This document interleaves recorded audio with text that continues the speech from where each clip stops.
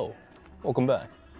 Today's going to be an exciting episode because for some reason, I think I know why, we'll talk about it. Disney decided to release those episodes of Daredevil Born Again. And although I realized halfway through this viewing that my Princess Mononoke viewing and IMAX started at 7 p.m. So I just sit through it, keep on going, and today, ladies and gentlemen, we're here to discuss and talk about Daredevil Born Again, episode 5, 6. Ikimashou. Well, we're still moving, right? We have this interesting concept of I don't know what you want to call this, a civilian recognition of the unbalancements in the judicial system, which is very well done for Daredevil, right? I mean, it's with the story, it comes with the territory. But respect, because we start off St. Patrick's Day. In case you guys had a good weekend, I hope you guys had fun out there doing good stuff. The homie and I were out, and now we're gonna go out this weekend party, so that's gonna be a good time. But yeah, man, fun times for everybody, including Mr. Murdoch, who's out there and goes to the bank to try to get a bit of a loan or better payments or whatever for their firm. And who does he bump into? But Kamala Khan's dad, man. That's pretty cool. Mr. Yusuf Khan himself. That's right, Miss Marvel's pops. So he's there. He's kind of made a nice little cameo. Obviously, that's kind of alluding to how it's all one universe, and we're wink, wink, leaning closer to Marvel's announcement today of Secret Wars. Oh man. So stuff like that. Things are starting to pick up here. I think Marvel feels confident in what they're doing with this show, and it's getting them motivated to keep on going, even if Captain America didn't do as well as they had hoped it would. I saw it. It was okay. Move on. But that's where we're at, right? We got service. It's a vital function, man. That's what Matt tells the bank. He's like, I know we're not really making the liquidity that you people want for your fund numbers and whatnot, but we are the middle class. He almost said it. He almost friggin' said it, but I understood what they're doing there. He said, we are the fucking middle class. We are here to differentiate between the intensity and then the necessity, man. We are a necessity. Please save the middle class. But while this is all happening, unfortunately, banks gonna be banks, whatever, New York Mutual, and they don't match the criteria. Matt was like, it's all good. Thanks for being cool about no, ma'am. It's a nice shared drink. Thank you for telling me. Thank you for being honest with me. Hope you have a good night. And then you go to outside, where you understand, of course, it wouldn't be St. Patrick's Day without a party. And I believe 4 armed men ride up into the bank. So here's the fun part. We get a quick little Spider-Man moment with Matt Murdock here, because as he's walking out of the building, he can hear these people getting ready, loading up and getting ready to infiltrate the building. And he makes the conscious decision to walk back inside the building. So, you know, I mean, it's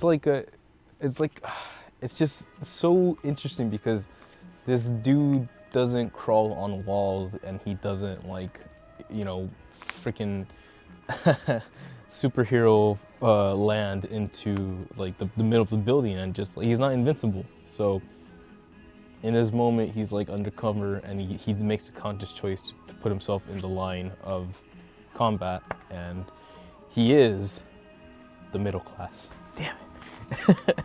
So with that in progress, there is a robbery in the bank, and unfortunately, lots of fear, anxiety, people, they need it, they need that solace, and the only one that is able to actually access the banks is the highest up in command, which normally would be the manager, but homie went to Dubai and decided to own up the property over there because they don't charge for taxes.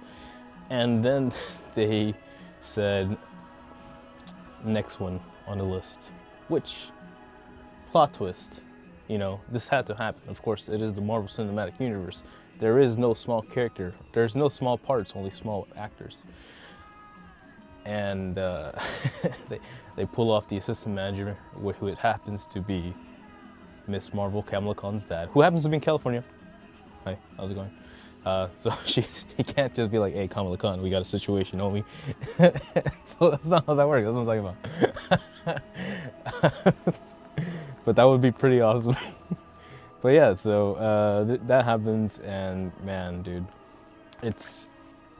they're walking a fine line between this being a bank robbery, what do they want, and the hostages, like, obviously trying to stay alive, and how far are these people willing to go to get what they want.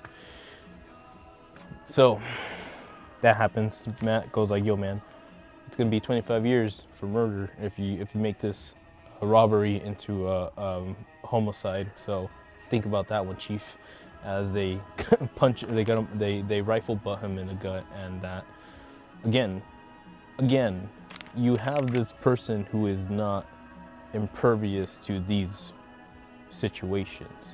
So still speaking with confidence and taking a deep breath and holding in that gut, or flexing that gut punch to receive the punch. He takes it, and that's where that goes, man. But yes, it's plan B time, because he's a smart guy. Matt Murdock, of course, calls the cops, tells them to send police over to the bank. So their secrecy, or their veil of surprise, is left uncertain, meaning that cops show up, meaning that this now becomes more of a heated situation, which you might consider that maybe it wasn't a good idea to do that, but at this point, we have a system that assumes that these people know what they're doing, so we give them the funding, we give them the privilege, and we give them our trust when they serve our cities. So this is an interesting moment of, if the system can do its job, we try. You know, we want to believe in it. So we have this rookie cop girl trying to talk with the leader of the gang, and she's doing okay. And we have, I remember there's the captain, which is a guy in charge of the SWAT team, who is very energetic and ready to head in. So there's two different types of manners of approaching the situation, if you will. Can't really say which was right, because people gonna people. But as that's happening, their plan B is to ask for a P-van to escape out of there. As you know, quid pro quo. So the rookie cop's idea is, in order to make them cooperate, have a sort of sense of communication, we ask for two hostages to be released as a sign of good faith, which is interesting, because hostage situations, we're getting a little bit into it. I don't know if we've seen a lot of these kind of moments represented this well, but it's pretty interesting to see how this moves, even if it is still comic booky and obviously not down to earth. It gives you an insight of, like, what is the deal, what is happening, what can be done, where are these solutions or pathways to an understanding, quote unquote. So yeah, that's happening there. And man, easy way out, obviously. Send the blind guy out. Easy way out. Matt Murdock could just be like, yeah man, I'm blind, I'm good, I want to go home. But he doesn't, because unfortunately they pick a lady and separate from the husband. So the husband's like, no, get out of here. Wife, I was about to call her baby girl. Wife is like, no, we just got married. I don't want to go. So like, obviously, there's this kind of sense of meh. Matt Murdock again puts his head on the table, and yeah, gives up his freedom basically. He's like, I know what you're doing. You don't need to pity me. I'm cool, man. Just let the couple go. And after a bit of you know, conversation, a little bit of an interplay, shall we say, again between the lead hostage holder leader and Murdoch. That's the skills of a lawyer right there. Good stuff.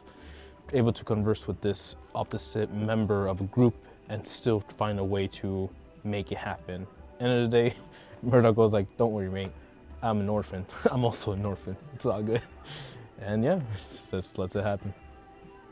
So yeah, thankfully the couple, happily married, just married, bon voyage.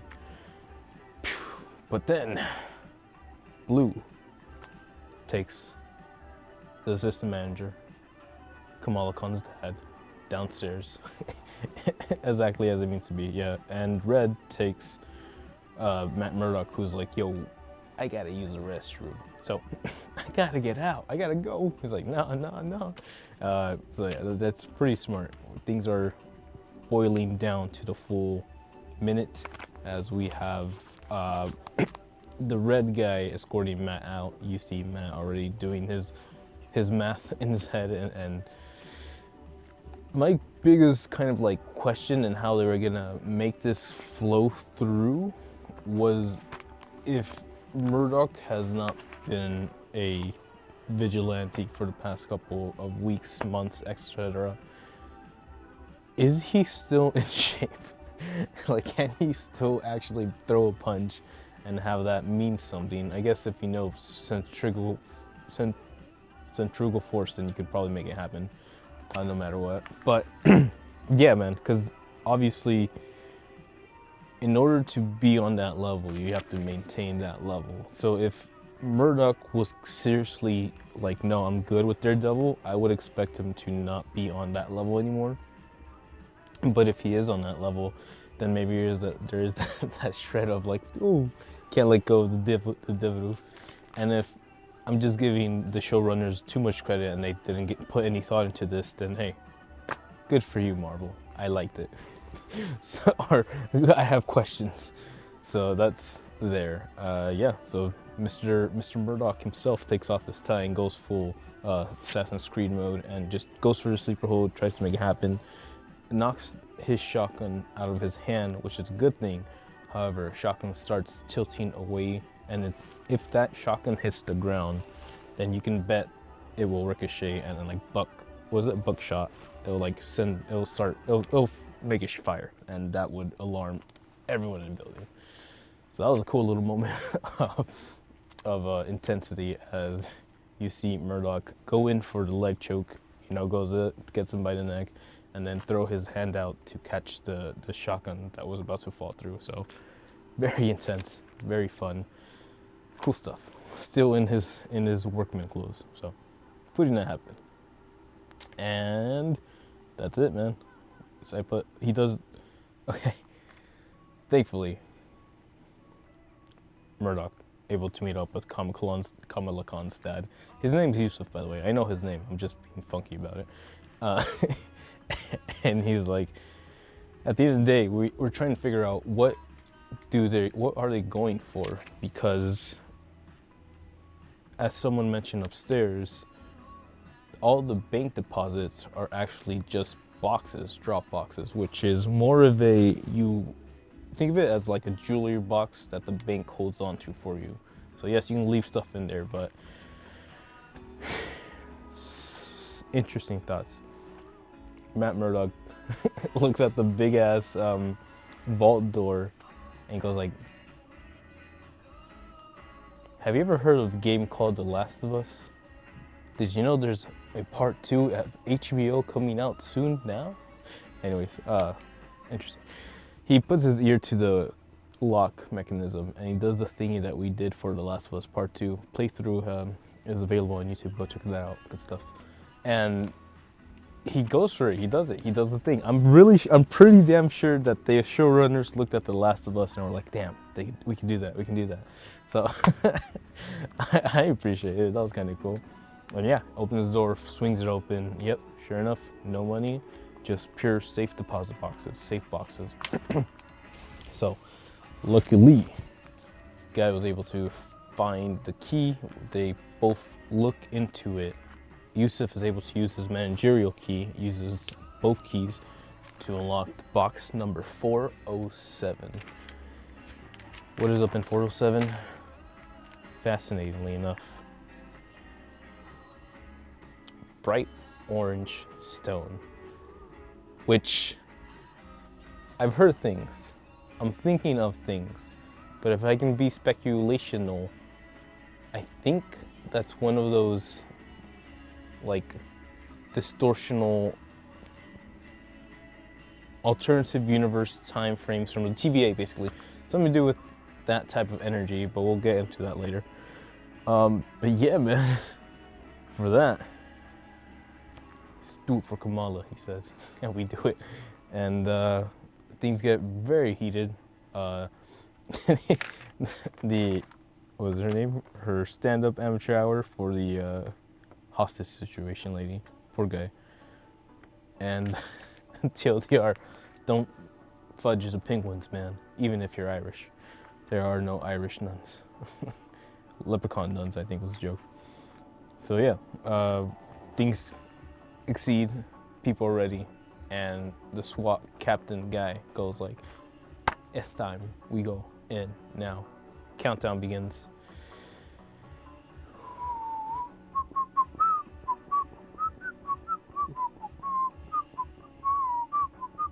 And Murdoch is able to hear all this like happening, like the SWAT team being like, no, we're going in, we're going in. And so he gets Yusuf, and both of them, the two of them go upstairs again, able to kind of like go back with the crowd. He gets kind of threatened because I don't know where you got this blind guy and the assistant manager coming back by themselves. Like, what happened to the other guys? But Murdoch, and I thought they were gonna do something cool like this, and I'm just so excited / impressed that they actually did it. That when SWAT team starts counting from 10 to 1, at the 3 mark, I believe, the hostage holder guy, gang leader guy, is talking to Murdoch, and Murdoch goes like, "No, man, you're looking for this." And the guy goes like, "God, how do you know you? How do you know? How do you have that?" It's crazy. It was cool. It was pretty damn cool. He's like, "Ah, shit, I'm gonna count to 3, or I'm gonna shoot this gun." Blah blah blah.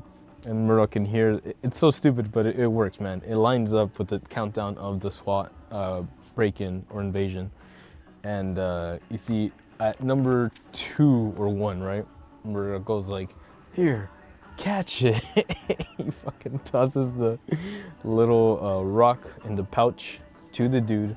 Dude goes like, "Yeah," and then the SWAT team breaks in. It's good, man. It's really good. I'm surprised how well it worked out.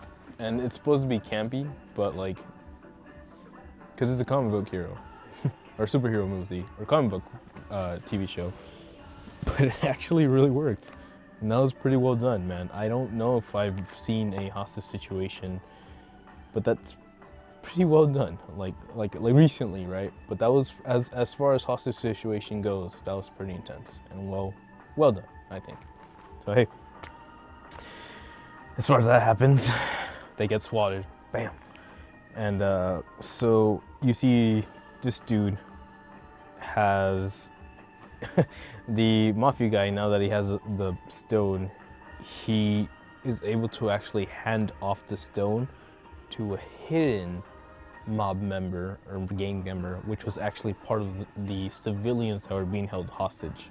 So you never know. You never know. Gives it to her and he goes like, "Give this to Luca." What's Luca? We will find out in the future, I assume.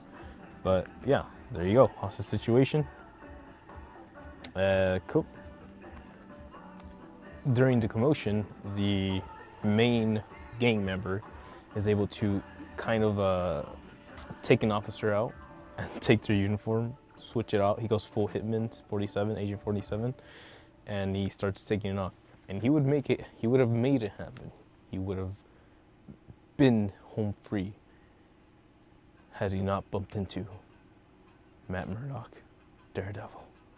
Because you can hear this, both of them go by. He hears the handoff of the stone, and he decides to go after Cop Man himself. But first, he puts on, was it the red mask? So the guy that took him to go take a leak, he was able to take that mask, and then, you know, he's able to use that during the day to keep his identity secure and all that. But yeah, we get the first fight of the day. Well, we get the final fight of the day, Cop Man. And this is where I kind of get interested, because I do feel like, I'm probably giving them way too much credit, but I do feel that the show addressed my question of how rusty or how out of shape is Murdock in this moment.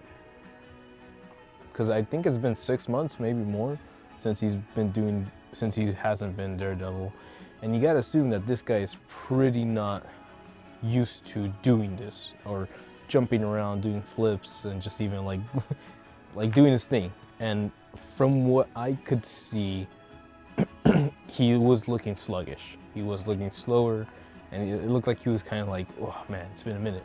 So I think that really worked out. That was kind of cool to see him have to level up again. If you're thinking of it in terms of a game status, like you start the new game, you start number 3, but you have to downscale your character, so you start from a level 1, even though you're supposed to be like this super huge, intense character that did shit in number 1 and all that. Anyways, you get it. But yeah, so you see them, they go at it for a cool minute. And man, I don't know, man. Matt really lets go for a good second. I think he really had to kind of step it up, because he was losing ground on that one. And yeah, he decides to go for it. Throws him against, well, he gets his shin first. Like you hear the first crack, right? It probably like does some kind of like messed up crack thing, broke a shin or something. And then he tosses him to the other side, so he falls over. He's leaning on the railing, and freaking Murdock, man, I don't know, man, jumps in the air and does a power bomb on his shin, breaking his freaking leg. Oh my god, oh, it's pretty intense. But they did it. TVMA, dayo. So that's that. Ripperino. And leg breaker. And yeah, you might be asking yourself, but hey, didn't he still give them the stone? Didn't Matt Murdock lose the bag? The bag? It's fucking Daredevil. Because you see, I think you see the homegirl. You pan over to the homegirl. He's looking at the bag and he's like, oh yeah, this is for Luca or whatever. It's for Luca. He pulls it out, and it's a hard butterscotch candy that Yusuf, aka Kamala Khan's dad, aka Miss Marvel, had on his office table. He like offered him some. So Matt Murdock, big brain. He says only one thing left to do. A few days later, he's able to go back to the bank and just shoot the shit with Yusuf for a bit. He's like, yeah, I just came and check up on you. I know we can't do much about the loan, but thanks for being cool. And Yusuf is like, yeah, well, hey, you never know. Maybe we get together and we find strategies of making your business more profitable, which, you know what? That's a good way to put that one. So, good stuff. Oh, wait. Very fun times. Yusuf goes like, yeah, man, I never found the stone, but that's cool. I'll see you later. Murdock takes his leave, and Yusuf is like, yeah, it's candy, man. I will take, or Murdock goes like, I'll take one of these, thanks, man. And he just goes like, oh, sure, I'll take one of these too. And he looks in the little pile, and sure enough, a little time stone himself right there. because a good Samaritan always knows. But give them a little look of like, yo, this guy.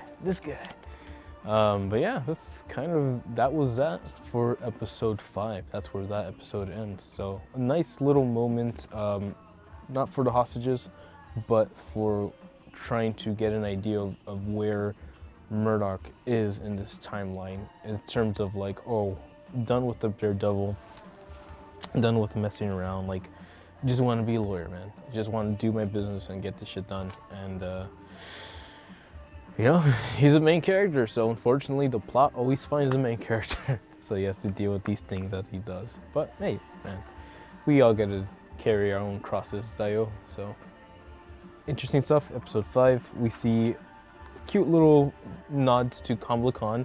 Now I'm actually very interested in a Daredevil meetup with Miss Marvel and or a Peter Parker, which actually will not happen soon, maybe, because as we mentioned earlier in today's episode, Marvel just announced the Avengers Secret Wars lineup, and we don't have to watch it.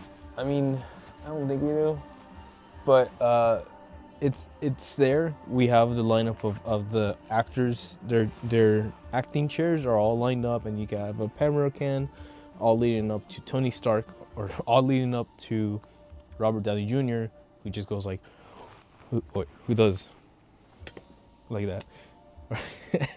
And yeah, we're kind of just assuming that he's gonna be Doctor Doom, because that's what he showed up as Comic-Con as. So already we have plans in motion to show the next phases of Marvel, whatever that means to be. I feel like they have good steam with Daredevil. They're excited about this. They're seeing that people are interested. I think people are interested, and hopefully they can find that sauce that really makes this feel more, maybe ground level, but maybe more relatable. I think relatable is what we're looking for here. And yeah, so it's very slapping. Maybe they can find that kind of energy and bring it into the Secret Wars, and that would be cool in my opinion, and I'll look forward to that. But hey, let me know what you think. Good stuff is what I would say, but I guess we're going for the long term.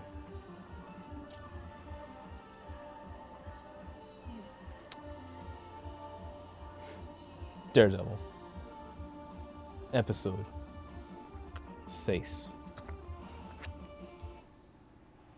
Forget everything I said about Matt Murdock being Matt Murdock, because more than anything else, he is a Marvel character, and Marvel characters have superheroes in them, and superheroes always have problems.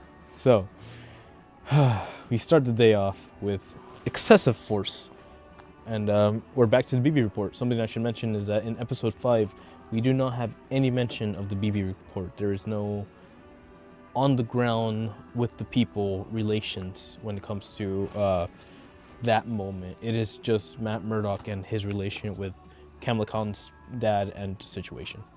Just thought that was kind of interesting to point out.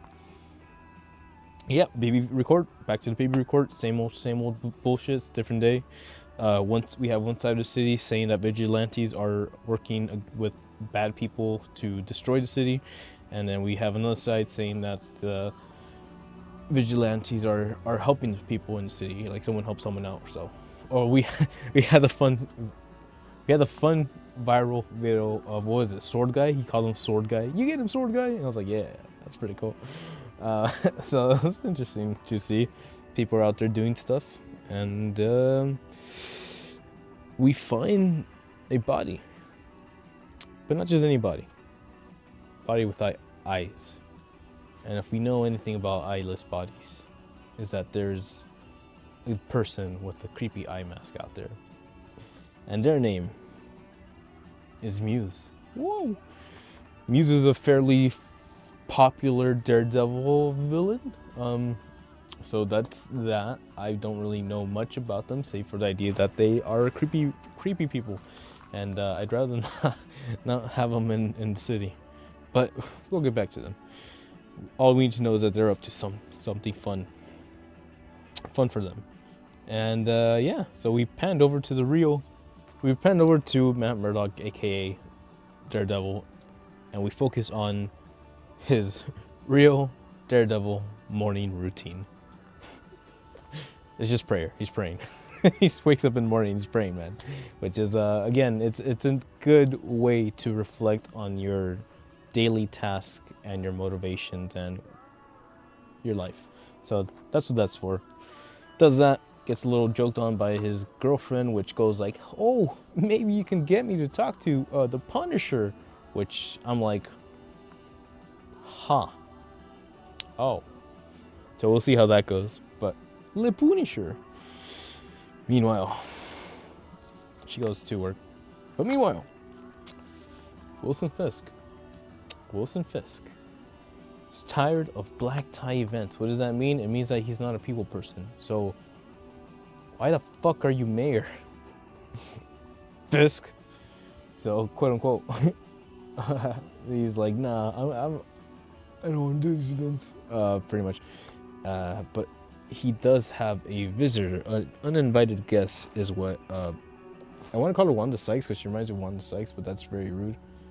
She just has that voice, and she's missing the curly hair, but she kind of has that vibe of Wanda Sykes. I don't know. If you ever watched her old show, you would know, or you would get it, I guess. But she's out there, and she's like, "Oh, you have a uninvited or a person waiting for you in your office."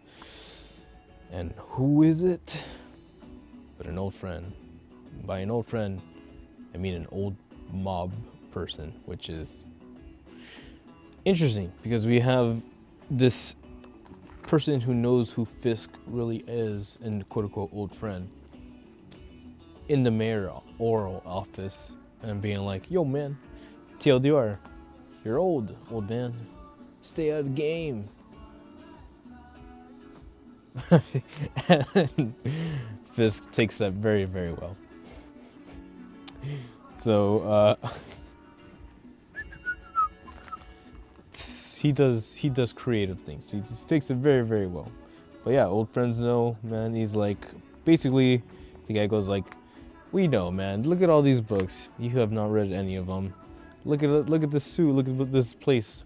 It must be a, what does he call it? It must be like a stage or something. Like this is all a show. Like this ain't you, dog. We know who you are. Like stop pretending like you care." So it's pretty rough. Cause yeah, old friends know who he really is. But yeah, poor dude. He's having a good time and he's like, salty. "Let's get him out of here." Whoa. Interesting question. Why do we revere the mask? Somebody asked that. Some people call it taboo. It hides a taboo.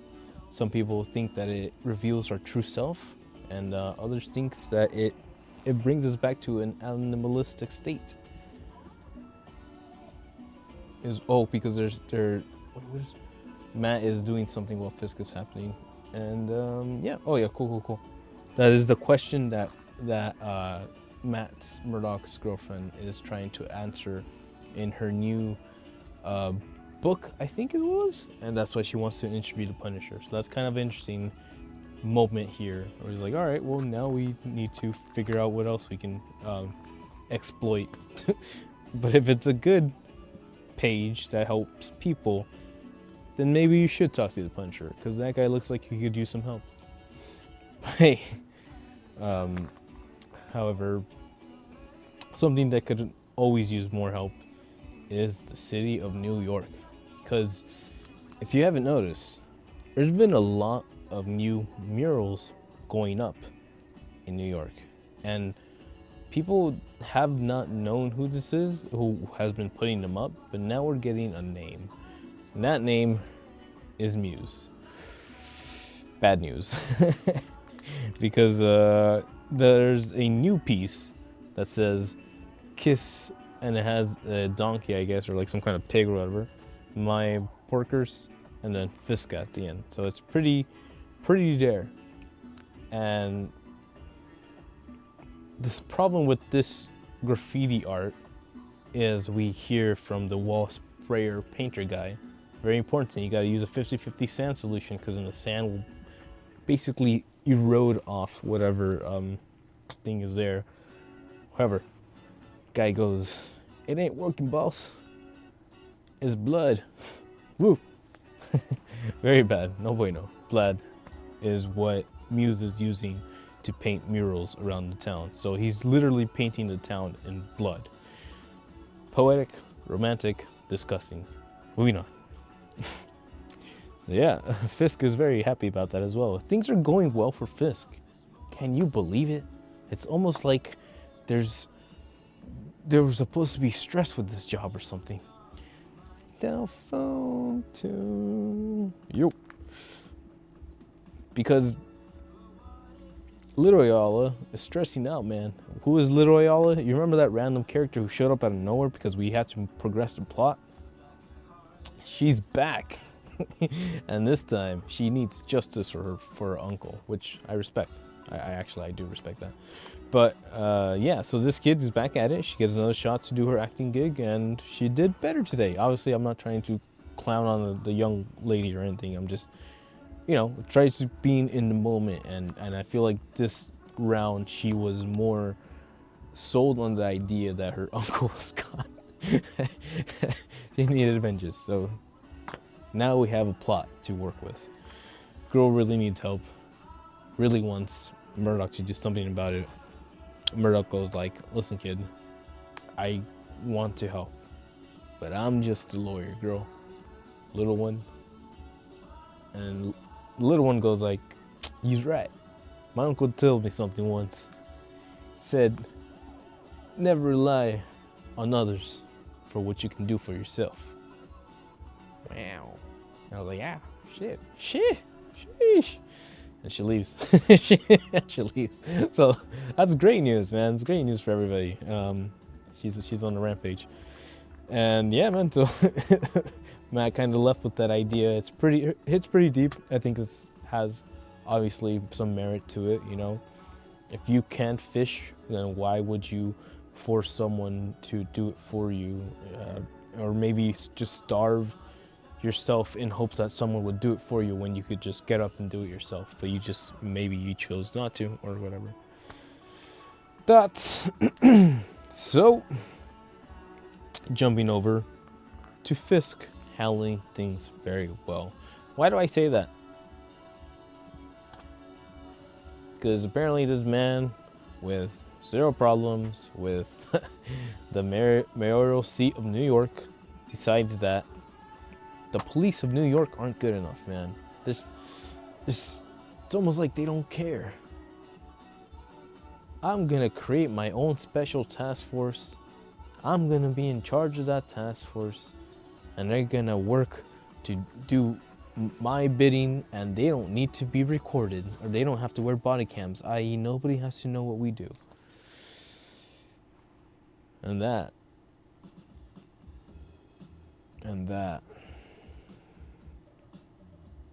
is how we lose. But hey, it's just a TV show. Easy Money says, figured it out. In order to get any people to do whatever you want them to do, you find what a person wants, hold it, or you provide it. Then they'll do anything. Okay? Okay. I mean, you gotta be part of the game, man. You gotta want to be part of the game. But says the kid is what he's learned in all his universal language and all his universal wisdom out there in the streets, because he's still a street bro. Yeah, man, super streety. And yeah, because Fisk and his wife have to attend a fancy mayoral party, which essentially is just a show of display of affection for all the rich folks who want to feel like they have power over the city, which, quote unquote, we'll figure it out. Let's just wait until that one happens. Because yeah, man, you have this weird, interesting moment of ego and vanity. and they just want the reassurance of vanity. So as long as they can tell Fisk what they think or what they should do, or make him do something he doesn't want to, then that is enough to validate their ego. And as if they needed anything else, but what what happiness do they even feel? What do they feel? So that's kind of where we're at with that. So poor guys, figured out without rich in the banks, poor in life, in happiness.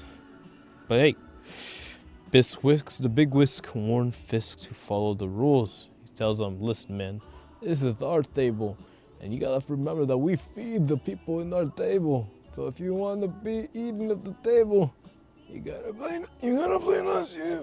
So that's what happens with that. Interesting. He's taking it very, very well.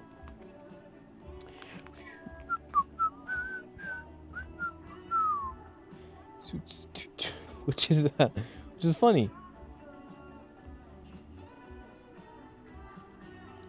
It's just funny because not funny, but it's an interesting little note. I saw what Marvel is doing, or the showrunners are doing with this one. So because Fisk is like doing his thing, and I guess he's stressing out, right? He might be like stressing or something. I don't know, something like that. But they had a quick little scene where like he's putting on his jacket, and I guess he like pulls on his arm too hard, and it rips the jacket. And he was like, "Oh man, I'm sorry. I guess my jackets don't fit me like they used to." I just like, oh hey, that's a Kingpin reference. Because in the beginning of the episode, Matt was when they meet up at the bar, right?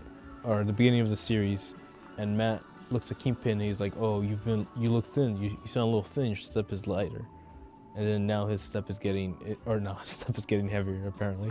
So that's interesting. We're getting a little bit of character progression in a very negative way. And yeah, poor guy, he's not feeling it. He kind of has like a moment, and he says, "You know what? Special force time." All right.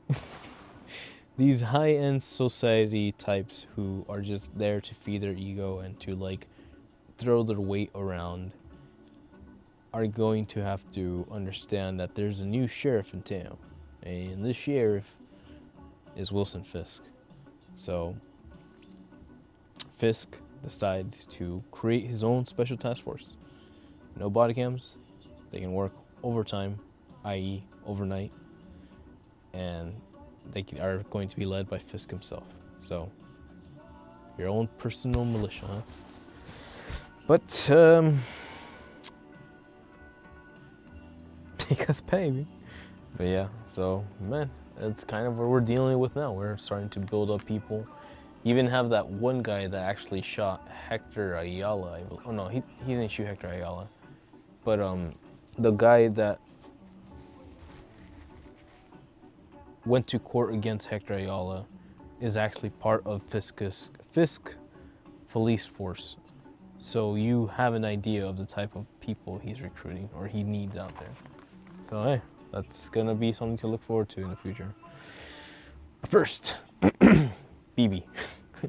Cherry says, "Let us go. Muse lives."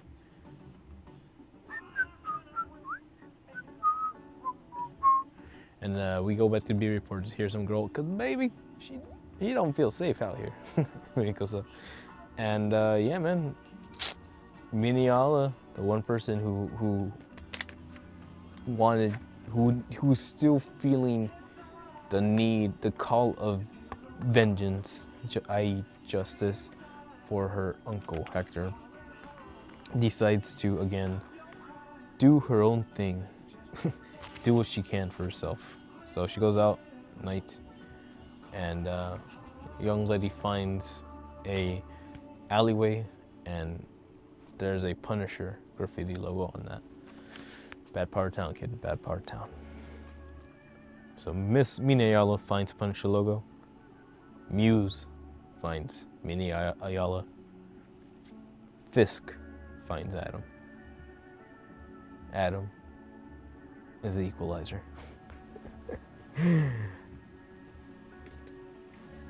Adam is the mate who, while Fisk was gone, decided that his wife needed some company, and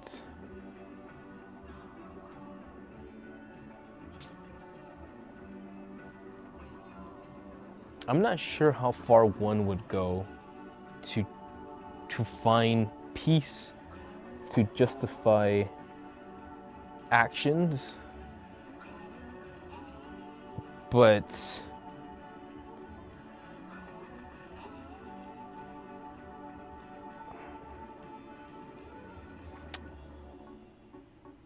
I can't believe I'm gonna say this. If you're gonna bang someone's wife, I feel like mano y mano is kind of fair. It is kind of a choice that you have to accept if you're gonna be out there acting potato. And maybe you don't know. Maybe that's something out there that people are sketchy. But if you know, then you know, and you have to accept consequences with choices. So this guy, Adam, has been locked underneath Fisk's basement for a couple of months, I want to assume. Barely kept alive or something. And you see Fisk show up with an axe. So initially you're like, oh shit, he's gonna chop his head off or something. But that's where you're wrong. Because Fisk tells him when he was a younger man, a smaller body or whatever, that he would go up against people 3 times the size. But he realized that a weapon makes for an interesting equalizer. And he gives Adam the axe. It's game on. Bad idea, kid. Bad idea. Because we get 2 fights in one night. Technically 3, but you get it. In one episode. Daredevil fights Muse, and Fisk fights Adam. Daredevil able to track down, or Matthew Murdock gets the call from Miniyala's mom, and about to call the police, he remembers what Miniyala told him, and he says, "Fudge it." Quote me on that one. And he goes downstairs to put on the Daredevil suit. Wow, he's back. And yeah, man, so we've apparently have been looking for Miniyala. Daredevil finds the space.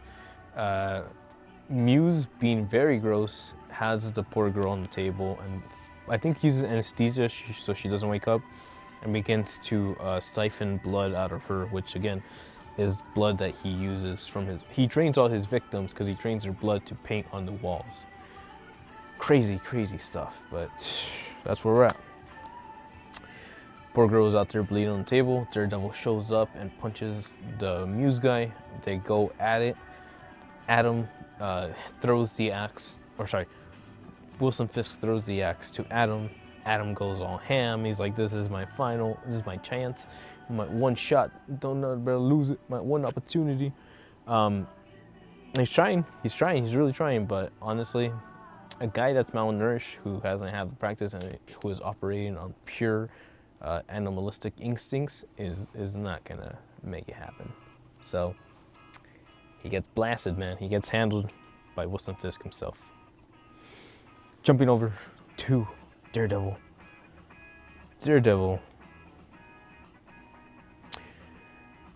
Doing some pretty good moves. I think we had a pretty good choreography. I might get in trouble for doing this, but there was a guy that had that earlier. But there was some pretty good choreography in that fight, so I kind of thought that was cool. And he had good little clips. I feel like he moved a little bit more fluid in this round. Because we also have a quick scene of him swinging and jumping through the rooftops, which athletic ability to an extent, you know, keeping it aboard. But yeah, so it's kind of also trying to figure out if he has that mobility still at him. So which I think he's kind of at a 75, because I would have assumed that he wouldn't have a problem taking out Muse, but they kind of went mano a mano for a cool second, and apparently Muse has some moves, man, some skills hidden in those moves. So pretty intense. Go for it. Murdoch goes for the choke hold. He does his little wire and goes for the choke. Gets him, but then realizes that the little girl heart is starting to fade out. So he has to let go of the Muse character. Muse character is choked out on the floor. He books it to the little girl, and he does some intense, not CPR, but first aid, the Heimlich maneuver, technically, or whatever. The chest compressions. So he does that. Goes for the final. And she's back up. That's scary, man. I don't think I would ever want to do that. I think my biggest fear would be like hitting it too hard, and then you do something terrible to the poor person. But yeah, she wakes up, she's breathing, she goes like, Daredevil, Daredevil. And Daredevil busts out a My Hero Academia move. All Might goes, Daijobu, I am here. Daredevil's here.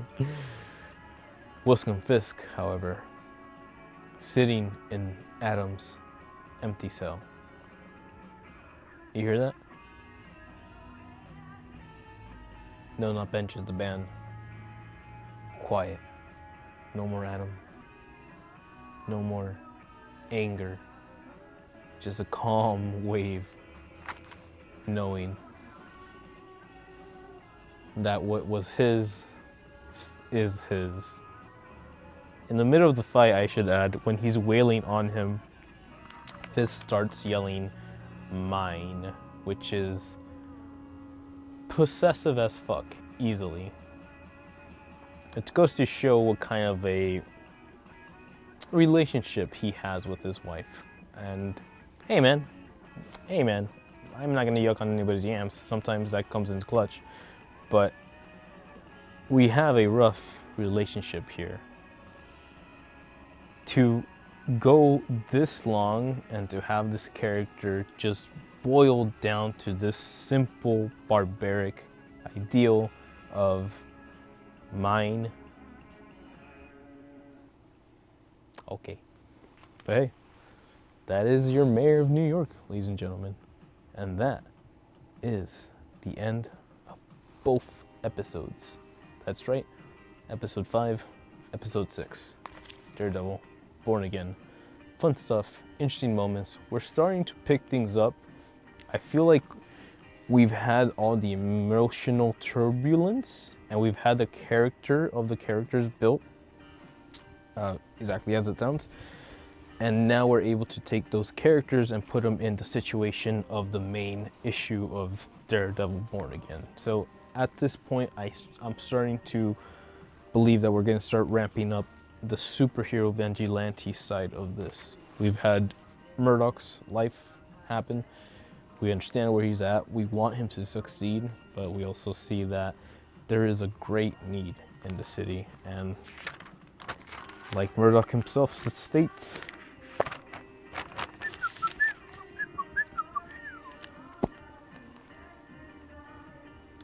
service vital.